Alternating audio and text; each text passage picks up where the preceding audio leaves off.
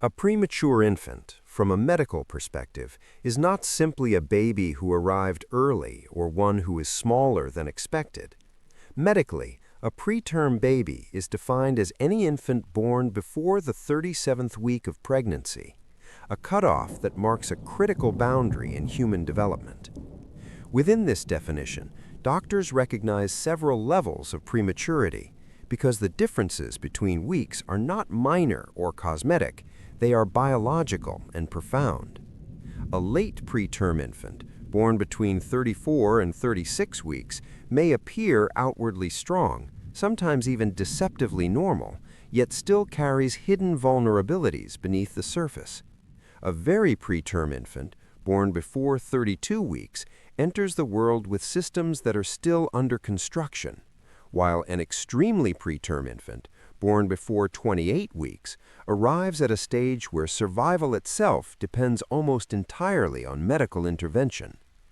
The core difference between a full-term baby and a premature one is not weight, size, or appearance. It is completeness. Organs that should have had weeks or months to mature inside the protected environment of the womb are suddenly forced to function in the outside world. The lungs may lack sufficient surfactant, making each breath a struggle rather than a reflex. The brain is still wiring itself, vulnerable to bleeding and long-term injury. The digestive system is immature, unable to process nutrition safely. Even the skin, which normally acts as a barrier, is thin and fragile, allowing heat and fluids to escape too easily. Most critically, the premature infant lacks what medicine calls self-regulation. A full-term newborn can, with some effort, regulate breathing, heart rate, body temperature, and basic metabolic balance. A preterm baby often cannot. Their breathing may stop without warning. Their heart rate can swing dangerously. Their body temperature drops rapidly because they cannot generate or retain heat. Stress, light, sound, or touch, things harmless to older infants, can overwhelm their nervous system. This is why medicine does not see the premature infant as a smaller version of a healthy baby. It sees them as a developing human interrupted mid-construction, forced to complete vital stages of growth in an environment that was never meant to replace the womb. Every hour, every day inside the uterus matters because pregnancy is not simply about getting bigger, it is about becoming functional. When birth happens too early, the challenge is not growth alone, but survival while unfinished. Without medical intervention, the premature infant faces a cascade of dangers that unfold not over weeks or days, but sometimes within hours of birth. The moment a preterm baby leaves the womb, they lose the one environment specifically designed to keep them alive while unfinished. The uterus is warm, dark, quiet, and perfectly regulated. Outside of it, the world is cold, bright, noisy, and physiologically hostile, and the premature body is not equipped to defend itself against that shock. One of the first and most immediate threats is rapid heat loss. A full-term newborn has enough fat, skin thickness, and metabolic control to maintain body temperature with minimal help. A premature infant does not. Heat drains from their body almost instantly, and as temperature drops, every system begins to fail. Cold stress increases oxygen consumption, destabilizes blood sugar, and weakens the heart. Hypothermia is not just a side effect of prematurity, it is often the trigger that starts the collapse. Breathing is the next critical failure point. The lungs of a preterm baby are structurally and chemically immature. Many lack sufficient surfactant, the substance that keeps the tiny air sacs from collapsing with each breath. As a result, breathing becomes exhausting and inefficient. Oxygen levels fall, carbon dioxide rises, and organs that depend on a steady oxygen supply, especially the brain and heart, begin to suffer damage. What looks like quiet sleep can suddenly turn into apnea, where breathing simply stops. Low oxygen does not act alone. It feeds into a vicious cycle. The brain, still fragile and poorly protected, is highly sensitive to fluctuations in blood flow and oxygen. This makes premature infants especially vulnerable to brain hemorrhages, where fragile vessels rupture under stress. At the same time, their immune system is underdeveloped, offering little defense against bacteria and viruses. Infections that a full-term infant might survive can overwhelm a preterm baby in a matter of hours, spreading rapidly through the bloodstream. When you compare this to a full-term newborn, the contrast is stark. A mature baby enters the world with systems that can adapt, compensate, and recover. A premature infant, by contrast, has no margin for error. Small changes in temperature, oxygen, or blood pressure can push the body past a breaking point. The difference is not resilience or strength, but readiness. In the end, the tragedy is that prematurity itself is not a disease. There is often nothing inherently wrong with the baby. The organs are forming as they should, just not finished yet. Death, in these cases, is not caused by illness in the traditional sense, but by timing. Birth happened before the body was ready to survive on its own, and without intervention, the unfinished systems simply cannot keep up with the demands of life outside the womb. The womb is not simply a place where a fetus grows. It is an active, living life support system, one that works silently and perfectly without interruption. For months, every second inside the uterus is controlled with extraordinary precision. Temperature never fluctuates, held close to 37 degrees, shielding the developing body from cold or heat stress. Humidity remains high, preventing fluid loss and protecting delicate skin that has not yet learned how to seal itself against the outside world. Darkness surrounds the fetus completely, sparing the immature nervous system from overstimulation, while the brain wires itself in calm isolation. Beyond comfort, the womb is a fortress. It provides near total protection from germs, filtering threats long before they ever reach the fetus. There are no sudden infections, no environmental shocks, no demand for the immune system to fight battles it is not yet capable of winning. Nutrition and oxygen arrive continuously through the umbilical cord, perfectly regulated, never interrupted, never requiring effort. The lungs do not need to breathe, the gut does not need to digest, the kidneys do not need to regulate fluids. Growth happens without struggle, without stress, without awareness. Premature birth shatters this system instantly. In a single moment, everything that kept the fetus stable disappears. The steady warmth is replaced by air that pulls heat away from the body. The humid, fluid-filled environment gives way to dryness that the skin cannot handle. Darkness becomes harsh light, silence becomes noise, sterility becomes exposure. The constant flow of oxygen and nutrients is cut, and organs that were never meant to function independently are forced to do so immediately. There is no transition period, no gradual handover. The premature infant does not adapt to the outside world, they are thrown into it. Systems that were developing in preparation for future use are suddenly demanded to perform at full capacity. The lungs must breathe before they are ready. The brain must regulate temperature, breathing, and circulation without the infrastructure to do so. Every second outside the womb becomes a test of survival rather than growth. This is why prematurity is so dangerous. The problem is not fragility alone, but displacement.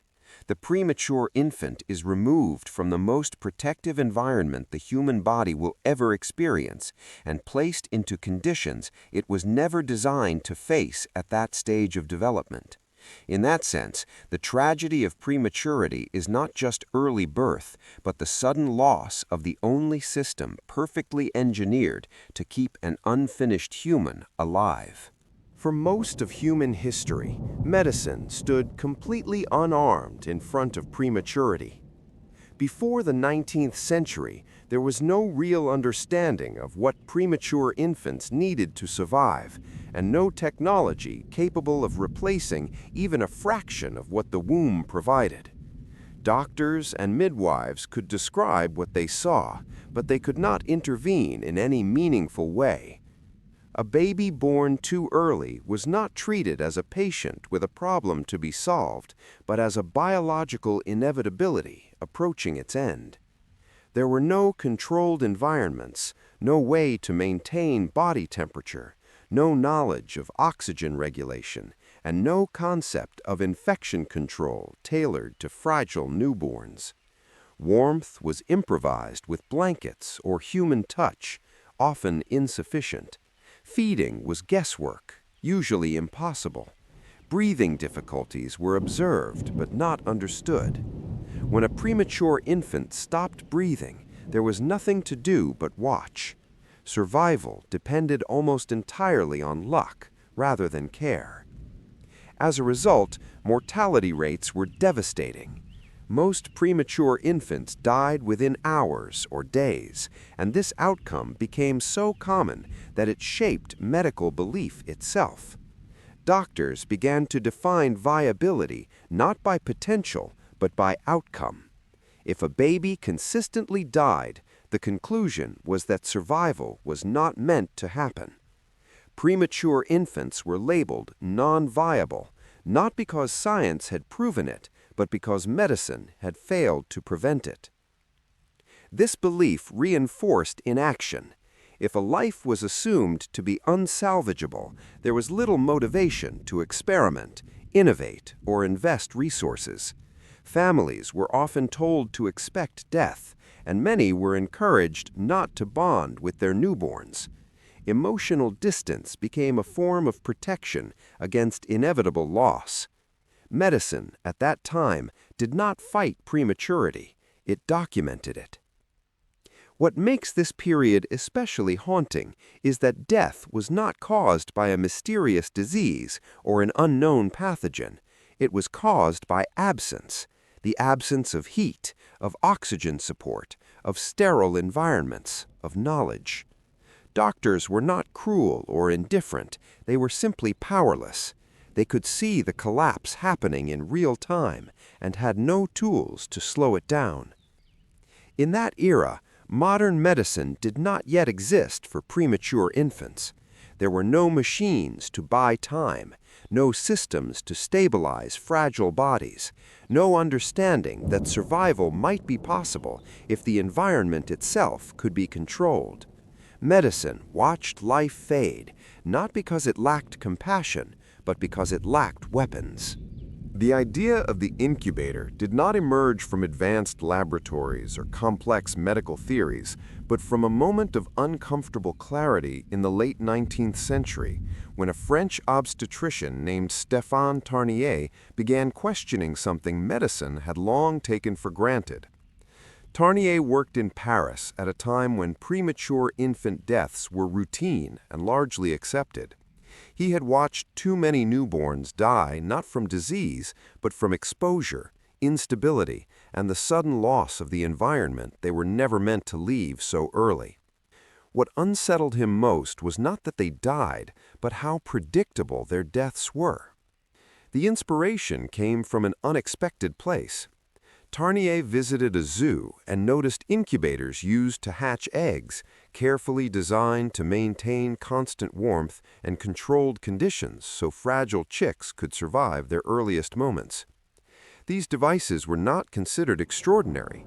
No one questioned the idea that a developing animal required a protected environment to live.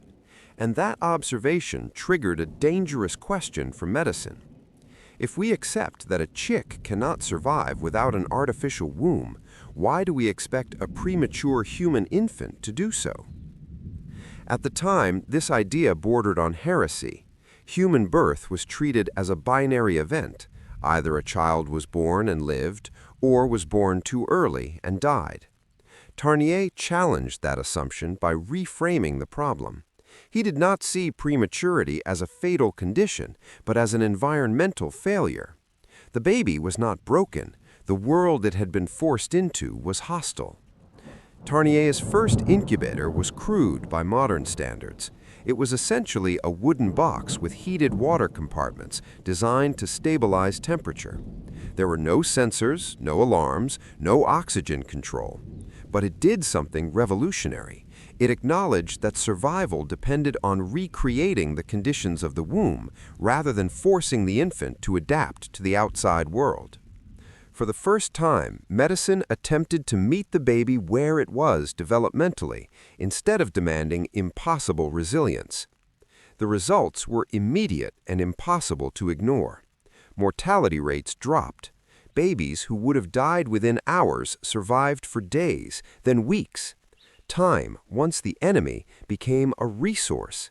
Every extra hour inside a stable environment allowed organs to mature, systems to stabilize, and life to continue. This single shift transformed prematurity from a death sentence into a medical challenge. What Tarnier had done was not merely invent a device, he introduced a new philosophy. Survival was no longer about strength or fate, but about environment. The incubator became the first serious attempt to build a womb outside the body, not to replace nature, but to buy it time. In that moment, medicine stopped watching premature infants die and started asking how to keep them alive. Medically, an incubator is not classified as a treatment in the traditional sense because it does not cure a disease or reverse damage. Instead, it exists in a quieter, more fundamental category, life support through environmental control. Its purpose is not to fix what is wrong, but to prevent everything from going wrong at once. In clinical terms, an incubator is a sealed medical system designed to maintain a stable, artificial environment that replaces the critical functions of the womb after they have been abruptly lost. When a premature infant is placed inside an incubator, the machine immediately takes over responsibilities the body is not yet capable of handling. Temperature regulation, fluid balance, protection from pathogens, and controlled exposure to oxygen are no longer left to immature organs that lack the ability to self-regulate. The incubator becomes an external regulator, compensating for systems that should still be developing inside the uterus. It does not push the infant forward, it holds the infant in place developmentally. This distinction is crucial. The incubator does not stimulate growth directly, and it does not accelerate maturation. Instead, it slows the outside world down.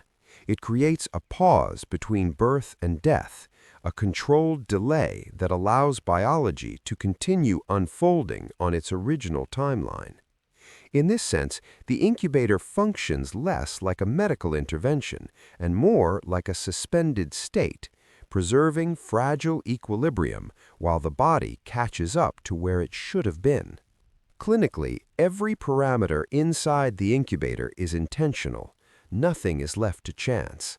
Airflow, humidity, temperature, and oxygen concentration are adjusted to match what the womb would have provided automatically. Without this artificial stability, a premature infant would be forced to expend enormous energy simply trying to survive exposure, energy that should have been devoted to organ development. The incubator prevents that energy drain by removing environmental stress from the equation. This is why neonatology does not view the incubator as a luxury or an optional support. It is considered a survival system. Without it, prematurity rapidly becomes incompatible with life. With it, the infant is not healed, but protected long enough for healing to become possible.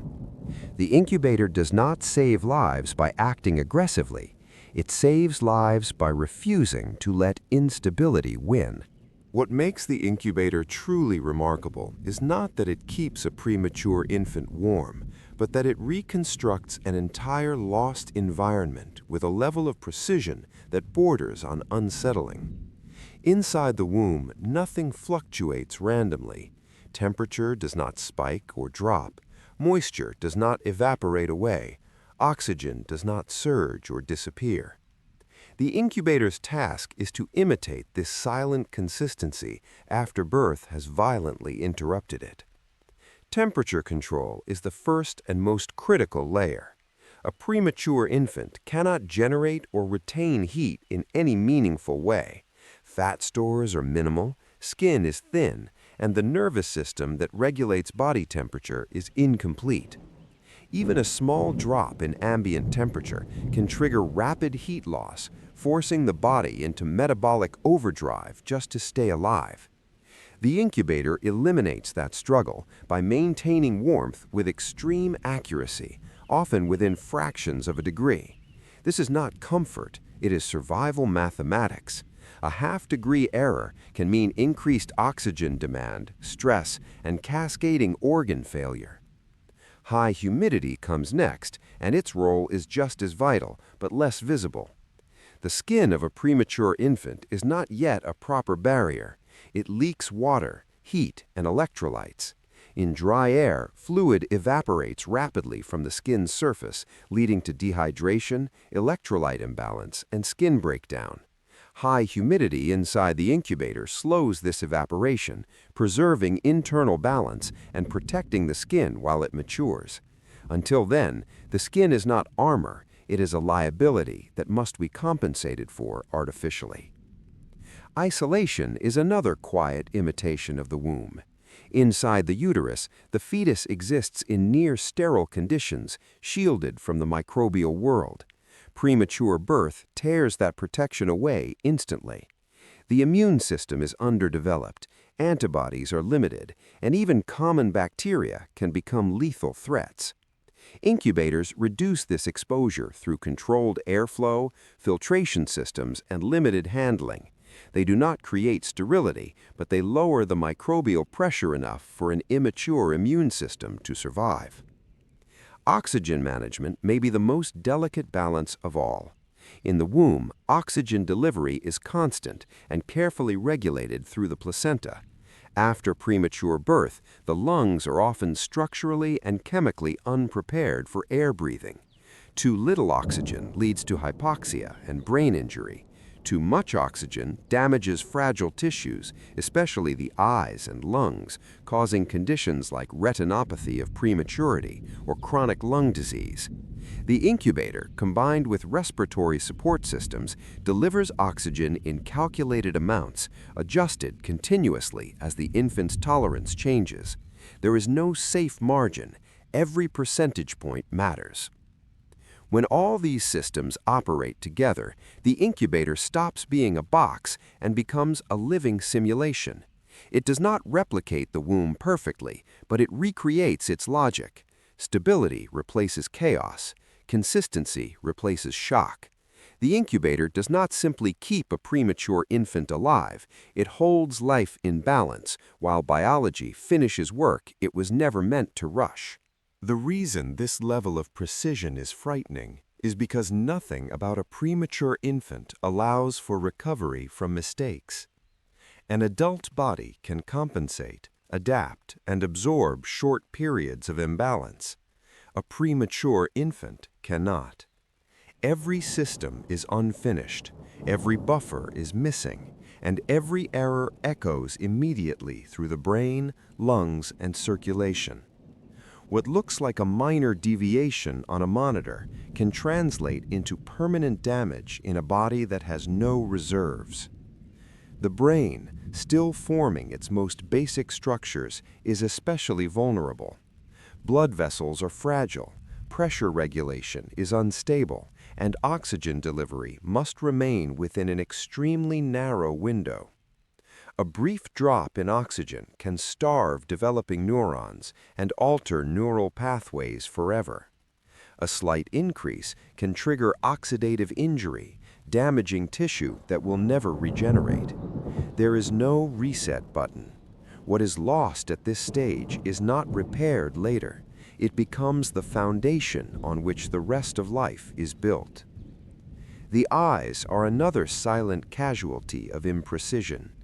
The retina in a premature infant is incomplete and hypersensitive to oxygen levels. Excess oxygen, even for short periods, can disrupt normal blood vessel growth, leading to retinopathy of prematurity. This process does not cause immediate pain or obvious distress, but weeks later it can result in scarring, retinal detachment, and permanent blindness. The tragedy is that the injury is invisible at the moment it occurs, making precision not just important, but morally heavy. The lungs face a similar threat. Premature lungs are stiff, fragile, and chemically immature. Too much pressure or oxygen can inflame and scar them, leading to chronic lung disease that follows the child for life.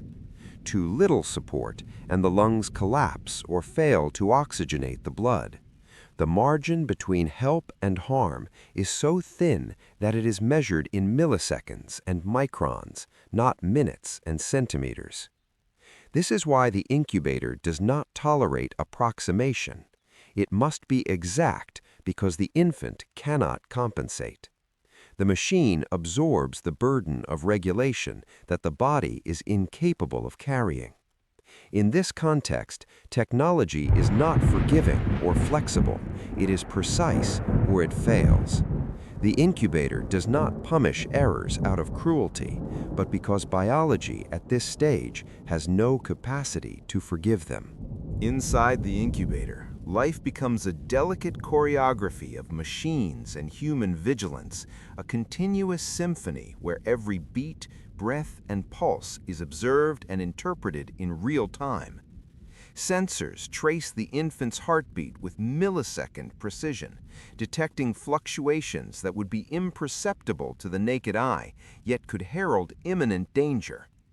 The respiratory monitors measure every inhale and exhale, adjusting the flow of oxygen with such fineness that even a minor deviation could tip the balance between stability and collapse. Pulse oximeters cling to tiny fingers or toes, constantly analyzing the saturation of oxygen in the blood, providing early warnings before the brain or organs even register a deficit. Arterial pressures, though invisible, are mapped continuously, revealing hidden stresses that could rupture fragile vessels or compromise vital organ function. Alarms, audible and visual, punctuate the room, a constant reminder of how precarious existence is at this stage. Each alert triggers an immediate response, a race against seconds, where nurses and neonatologists coordinate with meticulous care, adjusting temperatures, ventilation pressures, and medication drip rates in real time. The infant, barely larger than a hand, is tethered to a network of life-sustaining support, IV lines delivering nutrition and fluids, ventilators assisting the tiny lungs, phototherapy lights for jaundice, monitors tracing brain waves and heart rhythms simultaneously. It is a level of intervention that no adult patient requires under normal circumstances, a testament to both the fragility and the resilience of the human body at its earliest stage. Every second counts. Within this enclosed, transparent chamber, survival is negotiated constantly, and every tiny improvement or deterioration is amplified. What is happening inside the incubator is not just life support, it is a battle against time and biology, a race where every decision, every adjustment, and every heartbeat can determine whether a life hangs in the balance or progresses towards strength and growth. The incubator transforms time into a precious commodity, measuring not hours or minutes, but seconds. And within these seconds, it holds the most fragile possibility of life itself. Despite the undeniable life-saving power of incubators, they're not without their hidden costs, subtle consequences that may not manifest immediately, but can shape a child's development for years to come. Hospitals, by necessity, are environments dense with microorganisms, and even with rigorous sterilization, preterm infants remain highly vulnerable. Infections that would be minor in a fully developed child can become life-threatening in a neonate whose immune system is still forming. The sterile, controlled environment of the incubator, while protective, isolates the infant from the microbial exposures that are actually necessary for building early immunity, leaving them susceptible to illness later in life. Beyond infection, the incubator itself cannot replicate the full spectrum of sensory and physical experiences that a fetus would have in the womb. The lack of maternal contact, once a standard practice for fear of contamination, reduces opportunities for tactile stimulation, emotional bonding, and hormonal signaling that guide brain development. This can contribute to delays in neural maturation, subtle cognitive deficits, and alterations in sensory processing. Eyes and ears, still fragile and developing, may face challenges as artificial lighting and mechanical ventilation replace the carefully filtered, rhythmically muffled world of the womb. Families often experience their own form of trauma, watching their child encased in a machine, touch limited, interactions mediated by tubes and alarms. Early maternal-infant bonding is disrupted, creating emotional distances that must later be bridged through careful developmental support and kangaroo care, a practice where skin-to-skin contact is reintroduced as soon as safely possible. These hidden struggles do not negate the miracle of survival, but they underscore that the incubator is a bridge, not a final destination. Survival in an incubator is the first victory, but it is only the beginning of a much longer journey. Each moment within the controlled environment is a negotiation with biology, where growth is supported, risks are mitigated, and the foundations of life are painstakingly rebuilt, knowing full well that the infant must eventually step into a world that demands independence from machines and human intervention. Life after the incubator is a continuation of the battle for development, adaptation, and resilience. The contrast between total isolation and the gentle, intentional touch of kangaroo care is staggering when we consider the biology of preterm infants. For decades, the prevailing wisdom was that any contact might introduce infection, so newborns were kept in their incubators, swaddled in sterile blankets, eyes shielded from light, hands rarely touching a parent's skin. The machines monitored every heartbeat, every breath, every fluctuation in oxygen levels, and while they kept the child alive, they could not replace the profound effects of human touch. Then research began to reveal what clinicians had long intuited but could not measure. The skin-to-skin connection was far more than comfort. It was a critical regulator of physiology. Kangaroo care, named for the marsupial analogy, allows the infant to rest against a caregiver's bare chest, enveloped by warmth, hearing the heartbeat and feeling the rhythm of breathing. Within minutes, heart rates stabilize, respiratory patterns become more regular, and the stress hormones that flood a preterm infant's tiny body begin to subside. Oxygen saturation improves naturally, digestive systems gain strength, and growth markers accelerate. Beyond the physiological, there is a neurological and emotional awakening.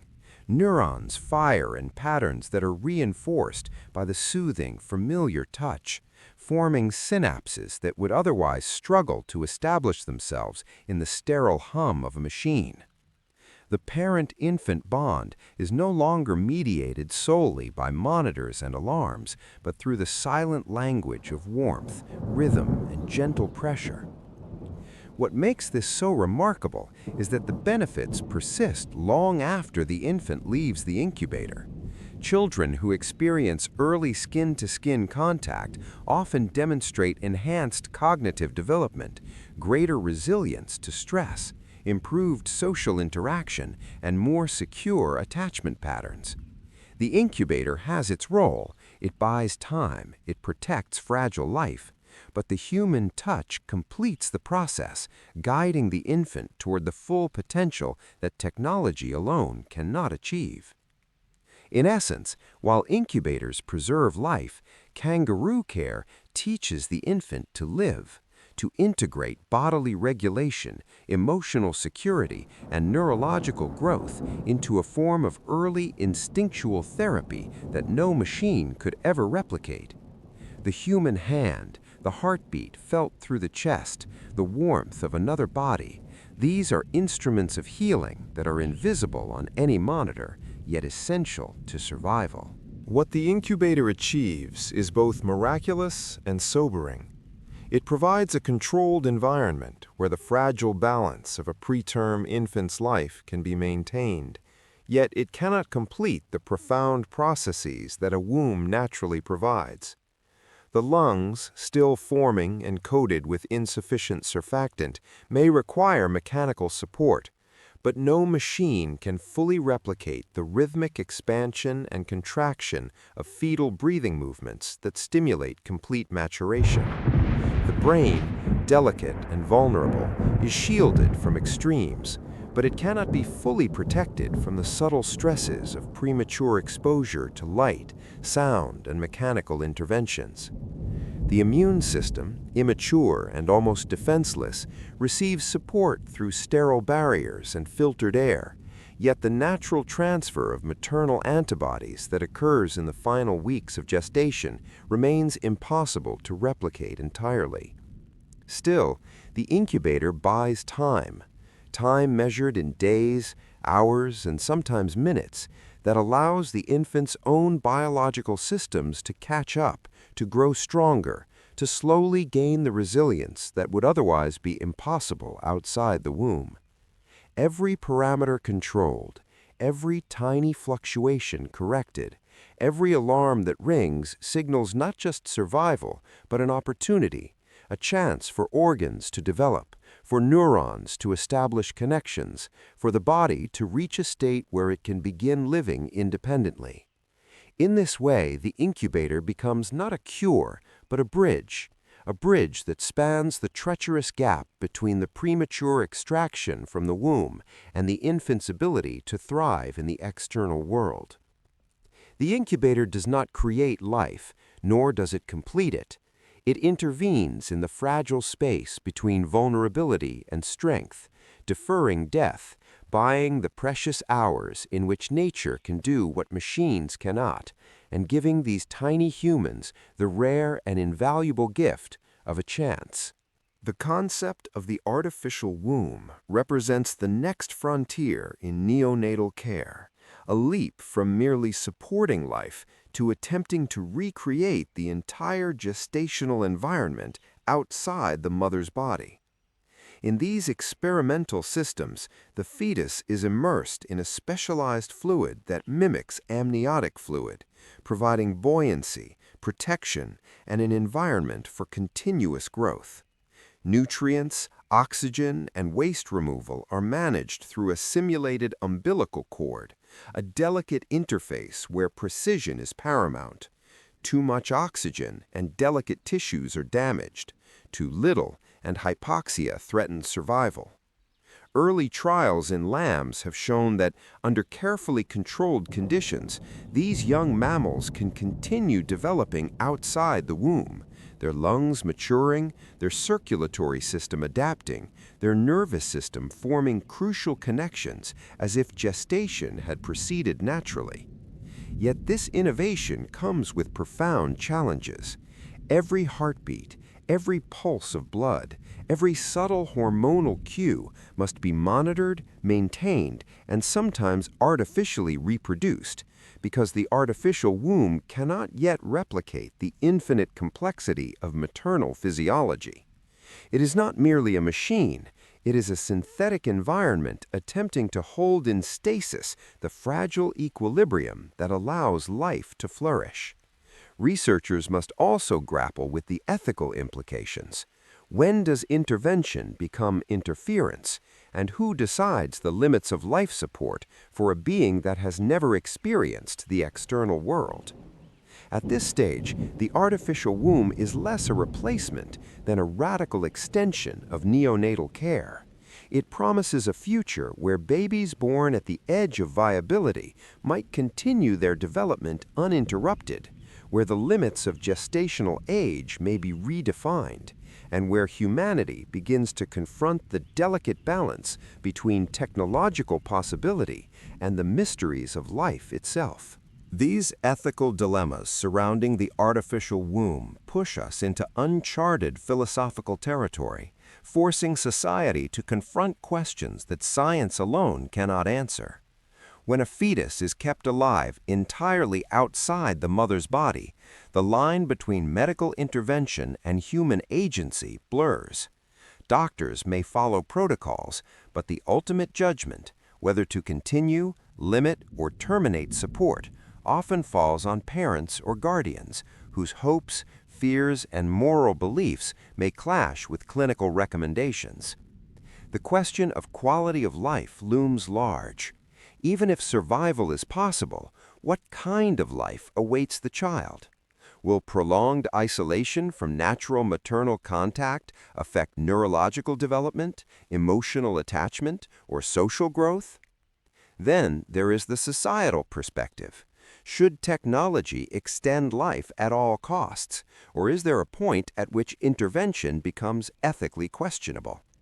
Are we obligated to use every means to preserve life, or does doing so risk creating suffering that could have been prevented?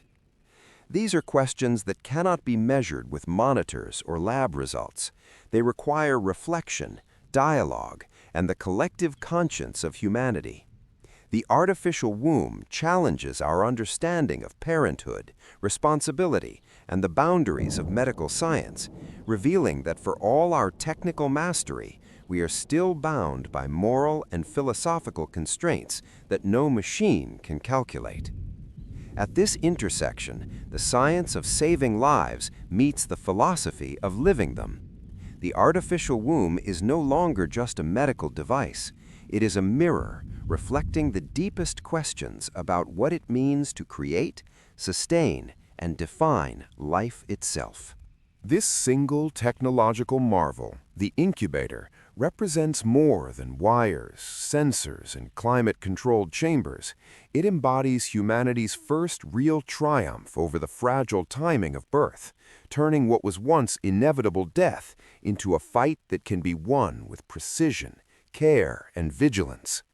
Each saved premature infant is not just a statistic, but a testament to decades of medical ingenuity, research, and relentless observation, where countless tiny adjustments in temperature, humidity, oxygen, and isolation add up to life. What was once considered hopeless, infants born at the edge of viability, is now a challenge met with methodical discipline and the unwavering focus of neonatologists. Yet the incubator is also a reminder of the delicate balance of survival. It cannot create maturity, it cannot replicate maternal bonds entirely, and it cannot remove every risk. It buys time, and in that time, the human body, aided by science, fights to catch up, to grow, to stabilize, to claim a chance at life that would have been impossible just a century ago. The impact is profound. Entire generations have been altered, families spared grief they could not have imagined avoiding, and society itself has witnessed the expansion of the very definition of survival. The incubator is not merely a machine, it is a guardian of potential, a pause button on fate, a bridge across the most vulnerable hours of human life. It reminds us that sometimes survival is not instantaneous heroism, but a slow, patient negotiation with biology itself, a testament to humanity's capacity to intervene at the precise moment when life hangs by the smallest of threads. Millions live today because of this careful, silent orchestration, and in that, the incubator stands as one of medicine's most extraordinary triumphs, where technology, knowledge, and human perseverance converge to rewrite the margins of existence.